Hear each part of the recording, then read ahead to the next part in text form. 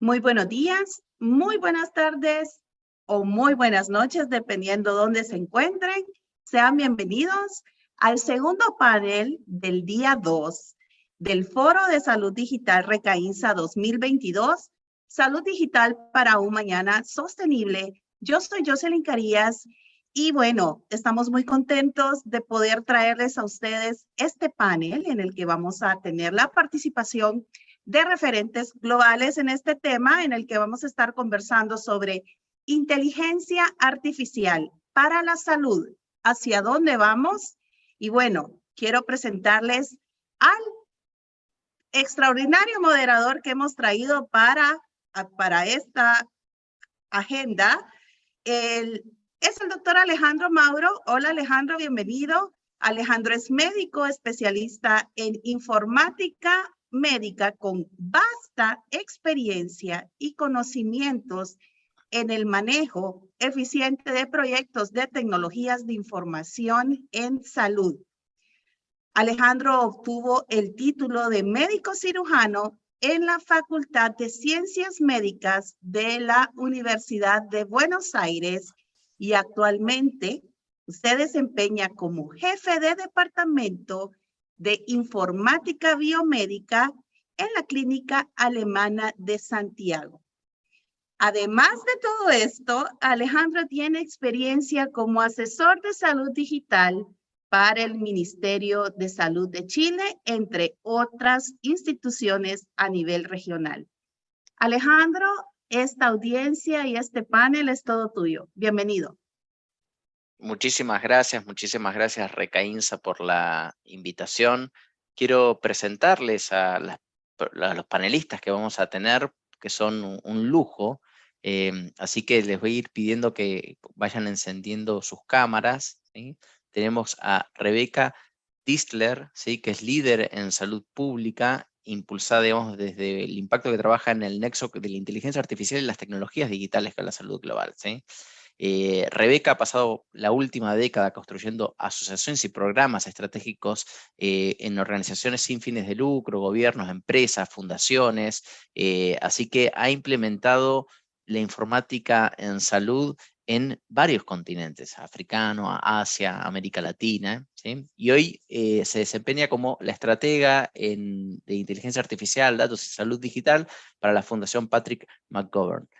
Así que un gusto, Rebeca, tenerte aquí como una de nuestras panelistas, ¿sí? Thank you so much for having me. It's a pleasure to be here. Excelente. Después tenemos a William Brinson, ¿sí? Que es médico, tiene un doctorado y tiene un magíster y ha dedicado su vida a investigar y escribir y crear valor para el cuidado de la salud. Trabaja en Microsoft, ¿sí? A través de en el área de investigación y finalmente lo que busca es capacitar tanto al mundo de los pagadores, los proveedores, los legisladores y el mundo farmacéutico para mejorar la salud de la atención de la población, ¿sí? Así que hoy se desempeña como director de inteligencia artificial para la salud y el director médico de Bing, ¿sí? En Microsoft. Así que bienvenido, William, es un placer tenerte aquí.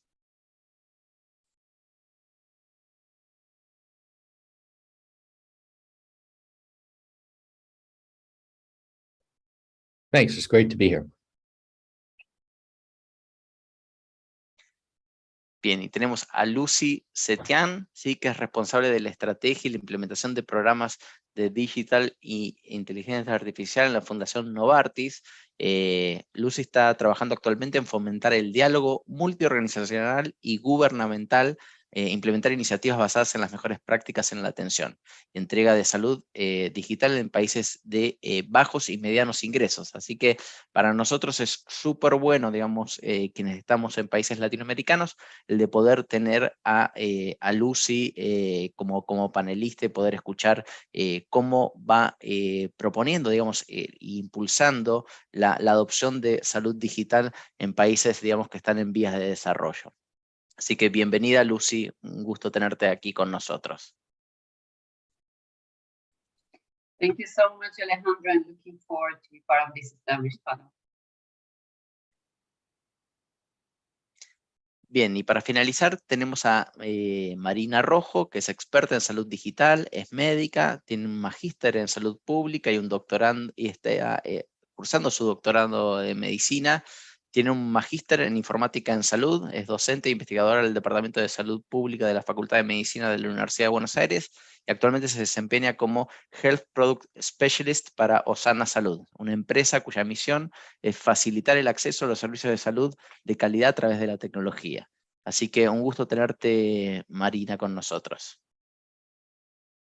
Hola, muchas gracias. Ahí estoy luchando con activar el video, que no me deja, pero ya lo vamos a solucionar. Está muy bien, ¿eh? Te dedicas justamente a lograr que la gente adopte tecnología, así que no creemos que vayas a tener mayores inconvenientes con Les esto. cuento los problemas que tuve del día de hoy, como casa de herrero, cuchillo de palo. Está muy bien. Quería comenzar con una pregunta, pero hacérsela directamente a Lucy, ¿sí?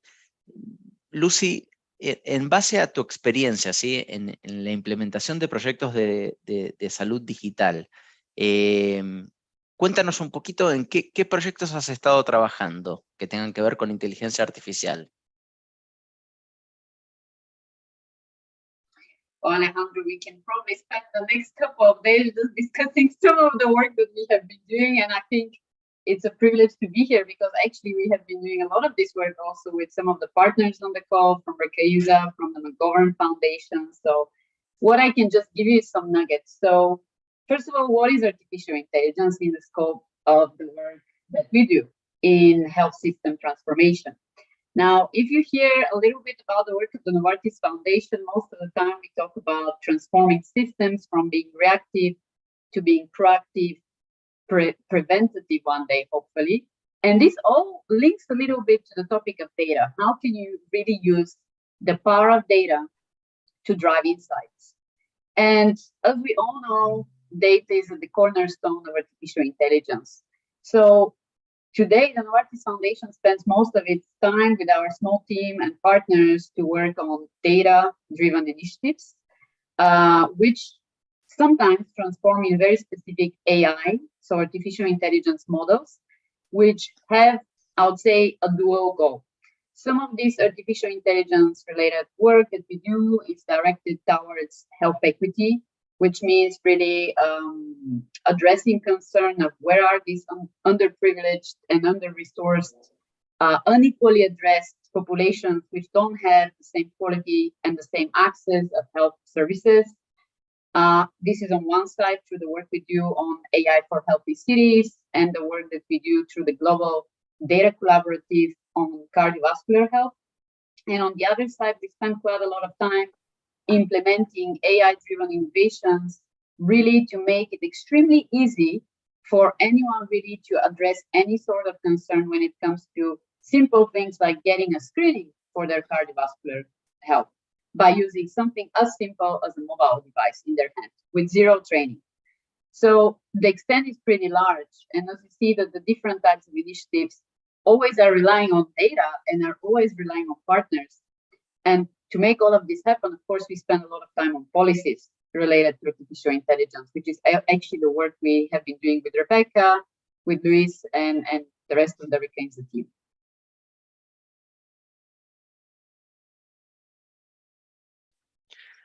Es muy interesante, Lucy, esto que expones, ¿no? El de cómo a través de herramientas de software podemos, de alguna forma, usuarios que quizás no tienen una competencia importante, digamos, sobre temas de salud, que puedan utilizar sistemas que los ayuden. Y lo otro que planteabas que me resulta bien interesante es esto, el de poder finalmente con soluciones tecnológicas llegar a más población, ¿sí? Poder llegar, digamos, a poblaciones que están quizás más desfavorecidas. No sé si tienes algún proyecto que nos puedas contar, digamos, de esto de salud cardiovascular, cómo funciona, digamos, qué es lo que están haciendo, en qué va el proyecto, algo que nos puedas adelantar si es posible. I'll give you two examples, one which is outside of the cardiovascular space in a more historic area, and one in the cardiovascular space. So over a year ago, for example, we were working with our colleagues from Microsoft Philanthropies and from a number of research organizations, including the Brazilian Fiocruz Institute, on creating an artificial intelligence model, completely open source, by the way, to help predict the probability of people, really anyone, of having leprosy. For those of you on the panel who haven't really heard about leprosy, it's a pretty debilitating disease, which most of the time you can get without actually knowing that it's leprosy, because it looks very similar to other conditions, other skin and neurological conditions. But it's so dangerous that actually, unfortunately, if you don't catch the disease on time, if you do not diagnose the disease on time, you might have permanent body damage and disabilities. Now, with the work that we did to create this kind of model, we used images, simple photos, and we used symptoms provided in a very simple question form towards the patients to ultimately be able to create like a mixed artificial intelligence model combining these two sources of data to predict the probability of people having leprosy. And we created this to provide it to really the governments around the world, which still unfortunately need different support tools in the work of their health workers, which can use this model and embed it in the tools which the health workers are using. So if I'm a health worker, if I work in an extremely remote area, and maybe I don't even have an internet connection, now with this kind of an AI model, like the AI for leprosy model, all I have to do is to have this AI model installed within a mobile application, inside of it integrated. So it's pretty important, the integration bit. And even without internet, I'm able to really scan, take a couple of pictures, get a couple of symptoms, and get the results, so that the patient really knows, should I see a doctor, yes or no? This is really something really simple. That's one example. The other extremely interesting example, in fact, we're launching in 2 weeks' time or so, is in the city of Saigon, in Ho Chi Minh City in Vietnam, where we have created really an end-to-end, fully virtual health and care service owned by the local authorities. We're supporting them in this. But the key component of the service is really an AI innovation coming from the other end of the world, actually. It's coming all the way from Canada, and we have managed to bring this inside of the solution which the government of Vietnam wanted to deploy to really screen a large amount of populations at their fingertips without the need for you to be in a hospital, without the need for you to use a complex blood pressure device, which also costs much more. So with only a 30-second video, which is able to capture the blood vessels on your skin, now the patient can see on their phone how much is their blood pressure, what is their BMI, what is their cardiovascular overall risk score, and then get a recommendation for a real referral for a real diagnosis, if of course their cardiovascular health doesn't look very good. And this is completely AI, the innovation that I just described. And what I'm trying to say through this is that AI is turning more and more into a key support system, a key support tool existing in different contexts, in different technologies. It's not a long-standing thing that you can just simply deploy anywhere. No, you have to test it a lot. You have to think, where can I put it? Inside of what kind of a system, service, solution does it best fit? And how can I make sure that I really test it? Because the testing is really probably the most important bit before you can even use any sort of AI. So I stop here because, again, want to hear from the rest of my panelists. Bien, Lucy, te agradezco, digamos, los ejemplos, ¿sí? Me hace mucho sentido y me recuerda a las clases de medicina, porque nuestro profesor de dermatología decía, siempre piensa en lepra.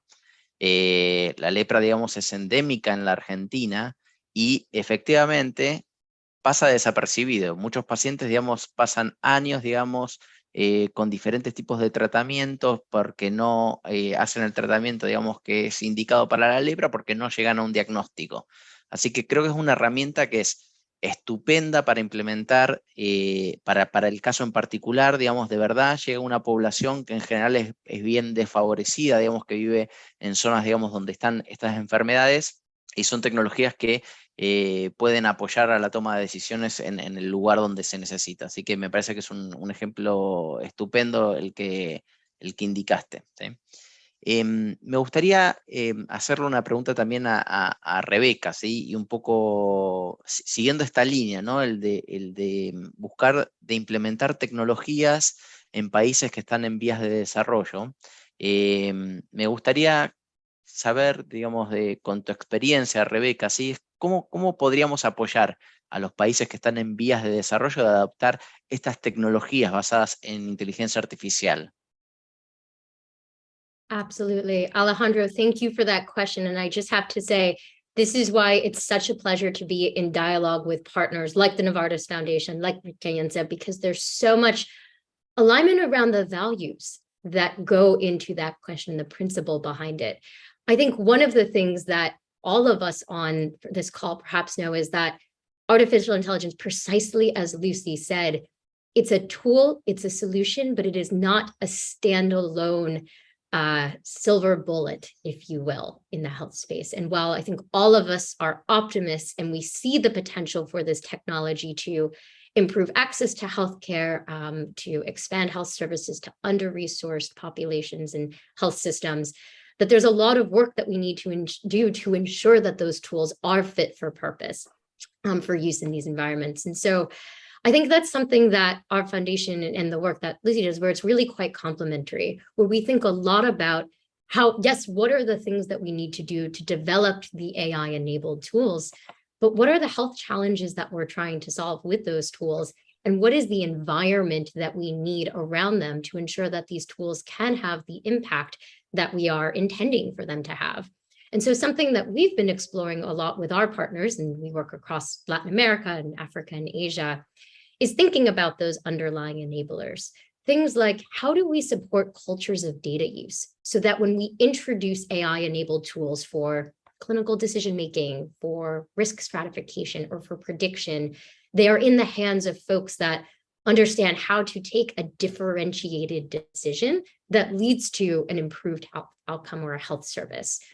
We're doing a lot of thinking with partners around things like standards and interoperability. As Lucy shared, the data is so important here, and ensuring that that data is high quality, accessible, representative of the populations in which we are trying to serve and build tools to serve. And so the work that needs to be done around ensuring the availability of that data. And then I think it's around, frankly, some of the work that Recaienza is doing, right? You're bringing together experts across disciplines, across governments, who can help sort of surface exemplars in this space, that art of what's possible, but also the very real challenges in implementation and being able to learn from country implementation and health system implementation, but also from the communities themselves. And I think that's it's a real strength of the Recaienza network, and something that we're quite excited to continue our partnership with them on.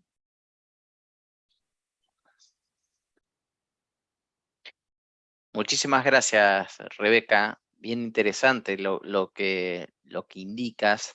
A mí me encantaría saber, por ejemplo, cómo hacen ustedes para tomar la decisión de cuál es el proyecto que tienen que apoyar, o qué proyecto, digamos, finalmente, lo bueno que tiene. So I'm happy, I'll give you an example actually from Brazil and some work that we've been supporting with Instituto Protea, a nonprofit that focuses on increasing access to breast cancer treatment amongst low-income women in Brazil. So there's the story actually begins with an algorithm that was developed at MIT by Regina Barzilay, a professor whom some of you may be familiar with, that she developed an algorithm that used mammography images to predict 75% of recurrences of breast cancer up to 5 years before they happened. And you're talking about, I think it was a 22% improvement over the currently used statistical models for detecting early stage breast cancer. And so with a partnership through Instituto Protea, began to look at, well, how could we deploy this model in a hospital in Brazil that focuses on low-income communities, and particularly in Brazil, where breast cancer, I believe if it's caught early, up to 95% of those cases are indeed treatable. There's a survival rate of up to 95%. But in Brazil, it remains one of the leading causes of death of women, in part because of that late screening. And so the partnership was around this model that could really sort of change where and how we potentially predict breast cancer, but to really look at both validation of the model, which Lucy had shared, sort of that critical testing and localization and sort of understanding how it works in context. But what I think is so wonderful about the work that Instituto Protea has been doing is it's not just about the model validation, it's actually about working with the folks in the hospital across different departments to understand how implementation of that technology changes the way that they interact with patients. So now you are talking about workflow. You're talking about sitting in meetings with sort of clinicians and radiologists and perhaps sometimes even patients themselves, and really understanding how the implementation of this technology can really change how within a clinical practice, some of somehow we take sort of different decisions or kind of create more customized screening. I think the other piece of this to kind of take decision-making up to the 3,000-foot level is, what does this kind of technology mean from a policy perspective? So in a world in which we typically screen, let's say based on age or our family history or other factors, if we now have technology that can sort of prove that risk earlier using this technology, what does that mean in terms of our policy for where and how often we screen?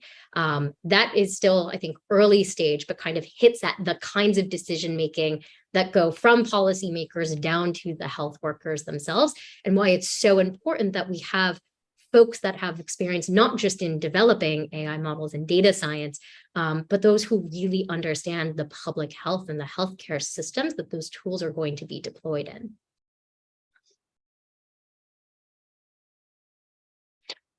Muy bien, muchísimas gracias. Siempre para nosotros, digamos, que estamos en Latinoamérica, es bien interesante ver personas que trabajan viendo problemas alrededor del mundo, ¿sí? Y intentando encontrar esta conexión, ¿no? De traer un algoritmo del Massachusetts Institute y implementarlo, digamos, en Brasil, ¿sí? Esa visión es estupenda, digamos, el de que tienen con la organización donde tú trabajas. Me gustaría hacerle una pregunta, digamos, a todos los panelistas, ¿sí? Que es, ¿cuál es el algoritmo, ¿sí? aplicado en medicina que destacarían este año? ¿Sí? O sea, ¿qué desarrollo del año 2022 ustedes dirían, este ha sido, digamos, uno que a mí me ha interesado, o creo que tiene más aplicación, o lo he visto implementado y creo que está cambiando la forma de hacer medicina? Me gustaría partir por William, ¿sí? Si nos pudieras, si tienes alguno, ¿no? en mente. Yeah, sure. Nice to be here. Thanks for the question.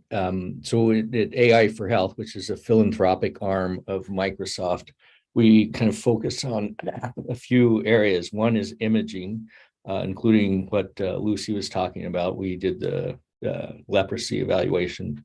And another is public health, and within imaging, and then a third is proteomics, really, and where we're learning how to hallucinate proteins, which is a really interesting concept. I think the most practical application, kind of driving off of what Rebecca said, is, how do you actually get stuff into the system that actually makes change? And for me, that's probably in radiographic imaging, where you can, there's a relatively few radiologists per capita. You can massively accelerate their output by using AI to focus them on where the problems are, or identifying something as not being a problem. It can really accelerate their reading, and so you can thereby kind of both drive down costs and increase access. And as has been shown at MIT, some of the work there, you do better than the radiologists themselves by adding this in. So you get, I always think about the quadruple aim in healthcare. Everything we do in technology should be toward the advancement and achievement of quadruple aim. So here we've improved the patient experience, we've improved the provider experience, we've improved outcomes, and we've reduced costs. And that's a wonderful thing. And that's how AI should be used.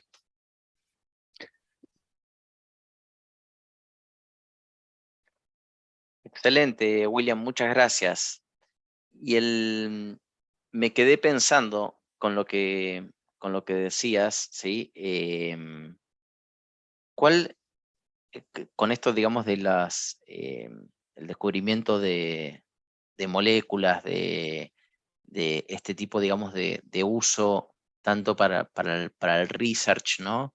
Y lo de imagenología que planteabas, ¿qué implementación conoces o tienes conocimiento que, digamos, del análisis de imágenes médicas que esté dando soporte o ayuda a una organización en particular? Quizás desde la visión que tú tienes, digamos, como gran empresa tecnológica, conoces probablemente muchas experiencias de diferentes hospitales y dices, aquí hay un algoritmo que está dándole apoyo y soporte al grupo de radiólogos para poder informar todo lo que tienen que informar que no llegaban previamente. ¿Nos podrías comentar algún lugar, digamos, donde veas que esto está implementado y dándole un beneficio a los pacientes que se atienden ahí? It's kind of the challenge of AI, frankly, in this field is scaling this stuff. I think as was brought up before, suggested, if you do AI, for instance, we're working with Johns Hopkins University in improving their ability to use predictive analytics from pancreatic cysts to see who's at risk for pancreatic cancer. So, and we've done breast cancer analytics with University of British Columbia. We're doing sonography with University of British Columbia. And we're looking at fatty liver disease with University of Washington. So the challenge with this is, gets at the concerns about AI bias and reproducibility, right? So if we can help pancreatic cyst prediction models in Baltimore with Johns Hopkins patients, how do we scale that to the rest of the world? And so I think there needs to be kind of a process for doing that, where you do some trials, you confirm that this is effective on a variety of populations, and then you go forward and use something like a cloud, like Microsoft has, a cloud to make these algorithms available for a multiplicity of different healthcare organizations around the world. I mean, there are alternatives. You can go through a Siemens or a GE or something like that and have it embedded into their architecture for their scanners or CT scans or what have you. But that still is somewhat limited. I think that kind of the open source data and open access concept of having available on the web in Azure or in some other cloud so that others can access it, but it still needs to be validated on the population of interest. I mean, one interesting thing we're doing is looking at diagnosis, kind of similar to the leprosy thing. You can take otoscopic videos and try to diagnose otitis media of different types for Aboriginals in Australia. And the challenge of kind of trying to do this across the world is that, as has been found in the US, when you look at skin pigment and oxygen sensors, things can change. So skin pigment in your ear canal may change the interpretation of the tympanic membrane and your ability to then identify otitis media or either acute or serous otitis media. So you have to replicate that stuff and make sure it works in the population of interest. But I think what you can do is you can take the basic AI model, make sure, test it in a new population, verify its utility, change parameters, change kind of essentially the coefficients, the weights, and then apply it to that specific population. But it needs to be broadly available at kind of scale to be able to do that effectively. Bien, gracias por ese ejemplo, William, porque aquí en la clínica alemana estamos trabajando con un modelo, entrenando un modelo para el diagnóstico de otitis media aguda, y justamente el caso que planteas del tímpano, digamos, diferente entre las distintas personas, es un desafío, digamos, que hay que resolver. Así que nosotros estamos intentando también encontrarle una solución a esto, ¿sí? A Marina, me gustaría, digamos, a ver si recuerdas algún algoritmo o tienes presente algún algoritmo que este año haya salido y que consideres que está interesante. Bueno, en realidad no, y justamente me parece como un punto importante para traer a la discusión, digamos, el impacto real de un montón de estos desarrollos que se están dando, que existen, que se están, digamos, probando y validando, pero que desde mi punto de vista, yo recalco, no me dedico a la medicina clínica, me dedico a la salud pública. De hecho, la experiencia que tengo con cuestiones de inteligencia artificial está ligada a la salud pública. Estuvimos trabajando mucho con COVID, y en realidad en todo, digamos, la investigación que hicimos de lo que existía en el mundo y lo que estuvimos trabajando nosotros, la verdad es que para mí es un poco decepcionante, digamos, en algún punto los resultados a los que hemos llegado. Y me parece que ahí hay dos cuestiones como para señalar. Uno tiene que ver con el impacto real en la salud de las personas y empezar a vincular esto con, digamos, conceptos como modelos, digamos, como la salud basada en valor para la toma de decisiones sobre la implementación de estas cosas, porque, bueno, muchos de los que trabajamos y las que trabajamos en tecnología nos engolosinamos con este tipo de desarrollos. Por ahí para uno es algo muy interesante, y de hecho es desde el punto de vista quizás más de la investigación, de armar, digamos, proyectos piloto y experimentales, puede que sea de interés, pero me parece que todavía nos falta mucho camino para recorrer en que esto tenga una aplicación real en mejorar la salud de las personas. Entiendo que las cosas que mejor están funcionando tienen que ver con imágenes, digamos, todos los ejemplos que estuvimos dando de algoritmos que estén funcionando en general tienen un vínculo con las imágenes y mejorar diagnósticos y las observaciones que se hacen, y me parece que eso lleva a mi segunda, digamos, por ahí, observación, que tiene que ver con los datos de los cuales partimos. En nuestra experiencia, nosotros trabajamos en la facultad, yo trabajo para la facultad de medicina, trabajo para una empresa y trabajo también en la facultad de medicina, así que por un lado entreno futuros médicos y médicas en salud pública, y recién ahora estamos empezando con algunas cuestiones de salud digital muy incipientes, así que me parece que ahí hay un punto también para trabajar. Y hago investigación. En ese contexto estuve participando en un proyecto interesante que se dio en Argentina, que se llama Hacia, que es un proyecto para aplicar herramientas de inteligencia artificial y ciencia de datos a la epidemiología. Entonces, utilizando datos de historia clínica electrónica, la idea era ver qué podíamos hacer para, arrancando por el tema COVID, predecir brotes epidémicos, así que se estuvieron probando muchas cosas, y una de las principales dificultades, si no la más grande, son los datos de los cuales partimos. O sea, los datos de los cuales nosotros partimos en las historias clínicas electrónicas con las que estuvimos trabajando son de muy mala calidad.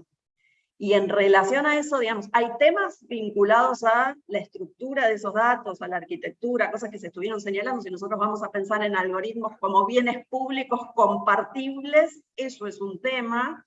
Pero más allá de la estructura o de la arquitectura, la calidad del registro que los profesionales de la salud hacemos con esos datos es otra de las principales cuestiones que yo creo que tenemos que trabajar, y está en la base de poder después pensar en algoritmos que sean realmente de utilidad. Digo, más allá de la cuestión de los sesgos, que eso es otra cuestión que viene después, la representatividad de las poblaciones y los sesgos, la calidad de los datos me parece que es bastante deficiente en salud. Me parece que es una de las grandes diferencias con otros campos, donde el proceso todavía de transformación digital es muy incipiente. Nosotros, digamos, tenemos muchas cosas en papel todavía, millones de procesos que no están digitalizados, y por ende no tenemos los datos necesarios todavía como para que la inteligencia artificial tenga el impacto que todos soñamos va a tener en un futuro.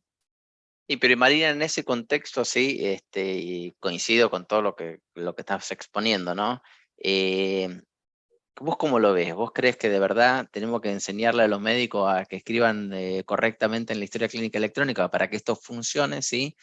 ¿O en realidad deberíamos dar vuelta a la página y decir, mira, por ahí no va, porque nunca en la vida va a resolverse? O sea, digamos, finalmente tiene que ver con esto que es el arte de la medicina y digamos, la prosa libre, digamos, ¿no? De escribir en la historia clínica, donde los médicos podemos tomar decisiones con datos ultra mega sesgados, porque tenemos una capacidad de decir esto no vale la pena, ¿sí? Dentro del texto libre, porque podemos ver un texto libre que escribió un residente de dermatología y decimos, no, el residente no sabe nada, digamos, todavía está en formación, ¿sí?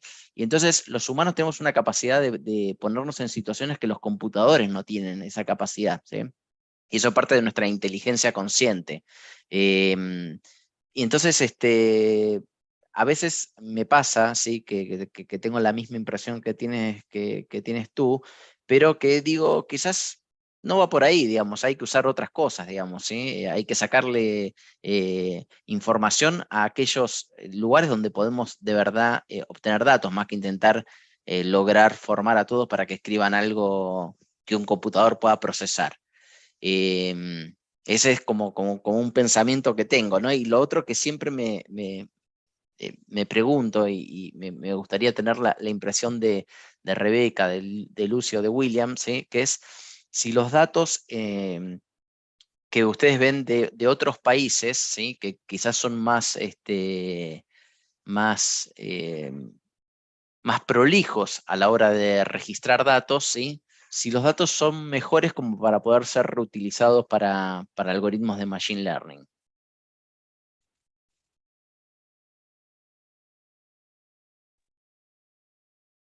So if that question is for me, I think, yeah, we can reuse those data. I think you need to, like I said, verify it on a different population.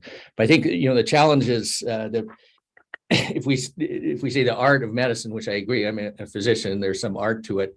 The challenge is that the knowledge that's being developed every day with thousands of journal articles being produced every day is impossible to keep up with. And the harsh reality is that I graduated from medical school or from residency in 1992. So that's kind of how I practice, which is pretty old, right? There's a lot of new stuff and you try to keep up and you try to do CME and things like that, but you never are going to be kind of trained as the newest guy is. So you need to be having artificial intelligence and these technologies support medical decision making, right? And I think that's key to Rebecca's point. If this is seen as a new EMR, which physicians hate and has really kind of taken away from our productivity, made us negatively productive. I think the only field in the world where addition of information technology has led to negative productivity. And now we have scribes running around. We've created a whole new job in response to technology. The technology has to support quadruple aim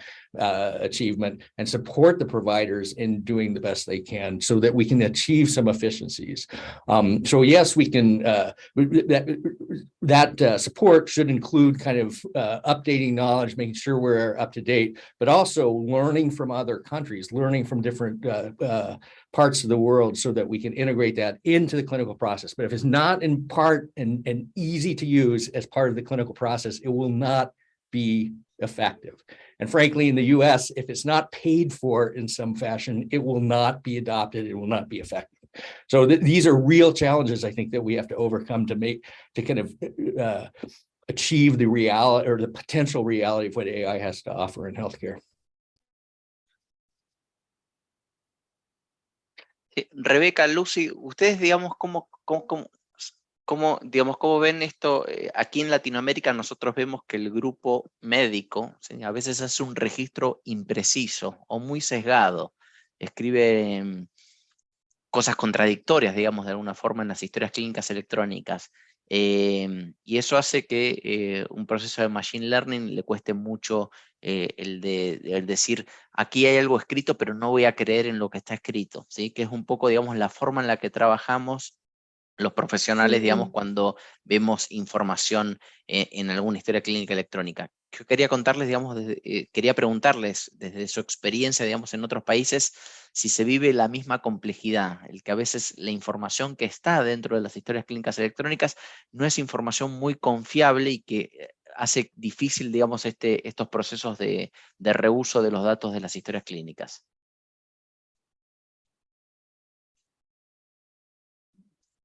Lucy, were you about to jump in? Okay. So I think to take a step back, I think that we see this in data across both health and public health. So I can't speak to the specific experiences of clinical data across Latin America, but can share certainly from a public health and global health perspective, one of the challenges of this field has been for so long, we as an ecosystem have funded into programmatic specific silos. And so the digital systems that get built around programs for HIV, TB, malaria that sit separate or have historically sat separate from programs on maternal, newborn, and child health that have historically very separate from some frankly non-existent work on non-communicable diseases and the work that Novartis Foundation is leading. And so you have programmatic silos, which then lead to digital silos. And so I do think you have challenges of data quality, data accessibility, and data sharing and data standards across a number of different health areas, including, and certainly from this conversation, continuing to learn more about what that looks like in a clinical practice. I think this is where we have spent a lot of time as a field sort of looking at perhaps specific pilots within digital health. We often talk about sort of the pilotitis that happens with the introduction of new digital tools, as opposed to thinking of, and perhaps let's say products where you might have proprietary technology that can lead to vendor lock-in, as opposed to looking at investments in open standards and open platforms for data sharing. And so I do think that there is a bit of a shift. I think something that's been really interesting to observe and kind of work with partners through is around things, for example, the FHIR standard, FHIR, for those familiar with it in the audience, and thinking about how is that sort of changing the way in which data is starting to flow and be exchanged between, certainly, and that's clinical data that's starting to change, but then what does that mean for low resource health systems in which, for example, you still have a lot of health data that is collected on a mobile device. And so how do you ensure that the standard can be captured on a mobile device? How can standardization of data help sort of open up those flows of data in between, let's say, systems, but also providers? And within that, how can that both help change sort of the way that care is delivered today? Well, I do think creating some of that preparedness of a data pipeline for future AI model training. And just to, I think we had lost Marina, but I really loved her point around not just looking at the algorithms itself, but around the data. And I do think from an AI perspective, there has been a very big focus on sort of algorithm around the models themselves, and rightfully so. How do we develop, how do we develop and fine tune and localize and generalize models?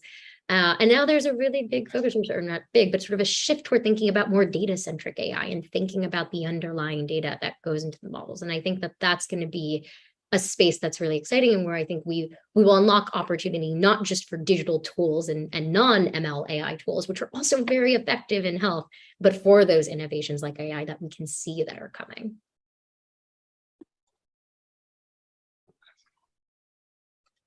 Maybe to build on what Rebecca was saying until now, maybe a different lens or a different kind of a perspective. As some of you know, Rekaiza and the Novartis Foundation actually were running an assessment of the level of usage of artificial intelligence in 4 countries in Latin America. So interestingly enough, the findings were different between the countries, right? So and when we're talking about the assessment covered different areas. So anything from, specific skills related to data science, to innovative business models using these kind of solutions, to the policies and regulations, and so on and so forth. The key bottom line is that people don't have necessarily one opinion when it comes to AI, when it comes from like the top view, the helicopter view, specifically to policies and regulations. Because if on a government level, the policies and regulations don't necessarily seem especially clear on how can you use this kind of technology in the health sector, then obviously the key professionals working in that particular sector are not going to have an easy time in adopting those tools. So I think if there is one key message for me, it's not so much purely the data structure and training people on that, but starting point is figuring out your national strategy when it comes to you on a government level, in terms of what you want to do in the health sector when it comes to AI, and then respectively create a benchmarking tool, tripling down to figuring out, okay, do I have to invest in skills? Do I have to invest in creating an entirely new set of jobs? Do I need to put it in national curriculums? Do I have to start seeking interesting solutions from different countries or creating companies? Like, for example, now we're doing in the Health Tech of Africa, where we're really supporting local innovations, right? So instead of trying to import, let's say, health tech innovations, some of which based on AI, some not, but trying to really foster the development of the profession and the industry locally, so that it creates a level of trust which otherwise you wouldn't have, because you're talking of purely imported solutions. What I'm trying to say with all of this is that there is no one-size-fits-all answer. However, one thing is true, that if you do not have trust in whatever you want to deploy or use, it's going to be pretty hard to essentially see it mature in the long term. And of course, AI relies on data, so data is key to the story. And maybe just to finish with one specific example, talking about some of the things we mentioned before, one of the problems which we are trying to solve at the Novartis Foundation, together with our partners from Microsoft and Accenture, is through the work we do on the Global Data Collaborative AI for Better Hearts, which essentially has the goal to create AI algorithms based on large amounts of global data sets, cardiovascular related data sets, some of which health data sets, but also non-health data sets, to be created, joined with different types of organizations, and purely deployed as open source tools, so that health system decision makers can simply use those to make decisions based on data and not just based on assumptions. And that's the first level of education. If your government team has something based on data, then I think everyone else might get convinced as well. Muy bien, muchísimas gracias, Lucy, sí, muy interesante, digamos, tus palabras. Me quedo, digamos, con la idea de que es difícil implementar, ¿no? Es difícil llegar finalmente desde una idea teórica a algo práctico en uso. Y quizás yo tenía otra pregunta, pero bueno, ya no nos alcanza el tiempo, digamos, como para poder trabajarla, que tiene que ver con las certificaciones de los sistemas, ¿sí? Como toda tecnología, da miedo implementarla, ¿sí? Es como cuando salió la primera vacuna del COVID. ¿Quién se iba a poner la vacuna del COVID sin una prueba, ¿sí? De que eso es seguro? Pasa un poco lo mismo, digamos, con las tecnologías de información en salud, en el cual se requieren pruebas y se requieren ver que el sistema es mejor que, o que los problemas que puede tener la implementación de estos algoritmos es menor que, o, digamos, los beneficios superan a los riesgos, ¿no? Siempre va a haber riesgos de cualquier tecnología, como hay riesgos, digamos, de la vacunación para COVID, ¿sí? Pero que puedan ser aceptables, digamos, esos riesgos, ¿no? Eso me parece que es un punto que todavía está al debe en muchos de estos de estas investigaciones que salen a la luz y que hacen que sea difícil todavía implementar esto en la práctica. Así que bien, tenemos 5 minutos, ¿sí? para cerrar este panel, así que yo les quiero agradecer a cada uno de ustedes, digamos, por haber participado y también, digamos, a Xiomara por la traducción. Si quieren 20 segunditos cada uno para dar un mensaje final y cerramos el panel aquí, ¿sí? Si les parece. Rebeca, si quieres hacer algún comentario. Yes, well, I'll start by saying clearly we need more than an hour for this kind of conversation. And it's such a privilege to be in discussion around this, because I think, coming back to sort of the theme of this panel, right? Sort of artificial intelligence and where are we going? I think we all have that optimism around the power of this technology to improve access to healthcare, to serve underserved populations, to see real meaningful change in the way in which we practice clinical care. And I think that there's a recognition that if we want to achieve that vision, there are these investments that we need to make in the data itself, in those underlying enablers, in understanding where and how this technology gets implemented. I think at the very end of the day, much like healthcare, it's a very real human challenge. And so perhaps the closing remark or reflection here is that as we think about the power of this technology, let's think about where and how we interact and how we ensure that that technology really amplifies the best of what makes us human and makes us people, because I think that's what will lead to us developing tools that are really fit for purpose in improving health around the world. Excelente. William, ¿quieres hacer un comentario final? Sure. Thanks so much for having me here. I think, AI is complex and it will be a challenge to implement it and to make it fair and representative and reliable across the world. But I think we have to try. I do think, keep having a North Star of that I, perpetually say, and I'm sure people get sick of it. You got to the quadruple aim. If we're not achieving that, we shouldn't be doing it. And if we aren't confident that we're having some impact on that, we shouldn't be doing it. And if we're not confident that we're supporting providers in achieving that, we shouldn't be doing it. So to me, it's a little bit of a black and white thing. There's certain things we should be doing. There's certain ones that we shouldn't be doing. And that should be defined by what the ultimate goal and the impact is. So I hope that that's helpful in kind of considering how to go forward. Muy bien, muchísimas gracias. Lucy, un segundito como para dar un mensaje, un saludo. Very short.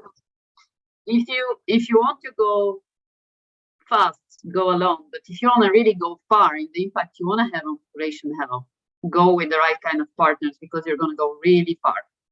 So that's my message. Thank you. Muy bien. Los tenemos aquí como panelistas a los socios adecuados. Así que eso también es un placer de Recaínsa de que nos reúne, ¿sí? Así que muchísimas gracias a todos. Nos vemos en la siguiente sesión. Chau, chau. Thank you, everyone.